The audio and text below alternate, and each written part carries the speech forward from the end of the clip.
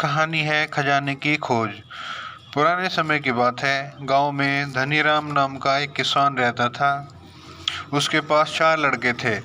धनीराम अपना घर चलाने के लिए खेत में कृषि कार्य करता था, लेकिन धनीराम के चारों लड़के बहुत ज़्यादा आलसी थे। वह कभी भी खेतों में काम करने के लिए नहीं गए थे। वह सारा दिन अपना समय गांव में इधर उधर बैठकर बिताया करते थे। एक दिन धनीराम अपनी पत्नी से बोला, आज तो मैं जिंदा हूँ तो सब कुछ सही चल रहा है। मेरे बाद कौन खेती करेगा? हमारे बच्चों ने तो आज तक खेतों में कदम तक भी नहीं रखा है।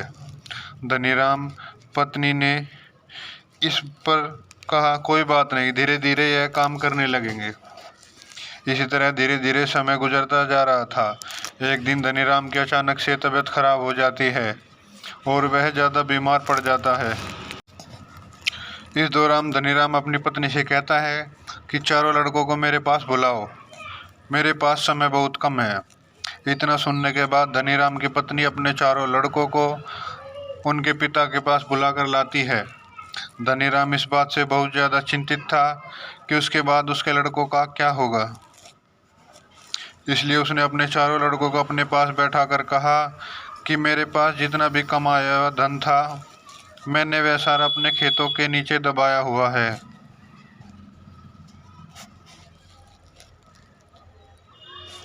जब मैं इस दुनिया में ना रहूं तो मेरे बाद तुम खेतों में से दबाया हुआ सारा खजाना निकाल कर आपस में बांट लेना। इतना सुनने के बाद धनीराम के चारों बेटे बहुत खुश हुए। इसके कुछ समय बाद धनीराम की बहुत ज़्यादा बीमार होने की वजह से मृत्यु हो गई।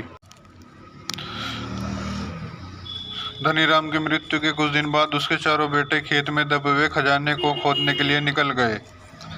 खेत में पहुंचने के बाद चारों बेटों ने पूरा खेत खोद डाला, लेकिन उनमें से किसी को भी खजाने जैसा कुछ नहीं मिला। इस बात से वह चारों बहुत निराश हुए और उन्होंने घर आकर अपनी माँ से कहा कि पिताजी ने खेत जो खजाने के बारे में बताया था वह एक झूठ था।